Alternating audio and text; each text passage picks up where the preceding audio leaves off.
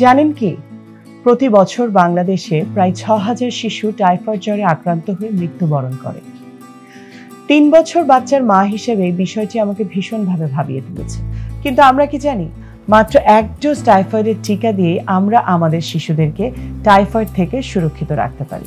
তাই টাইফয়েডের জ্বর থেকে সকল শিশুকে সুরক্ষিত রাখতে বাংলাদেশ সরকার আগামী ১২ অক্টোবর ২০২৫ হতে ৯ মাস বয়স থেকে শুরু করে ১৫ বছরের কম বয়সী সকল শিশুকে টাইফয়েডের ১ ডোজ টিকা বিনামূল্যে প্রদান করবে। আমরা কিন্তু আমাদের বাচ্চার রেজিস্ট্রেশন অলরেডি করিয়ে ফেলেছি, আপনিও করে ফেলুন।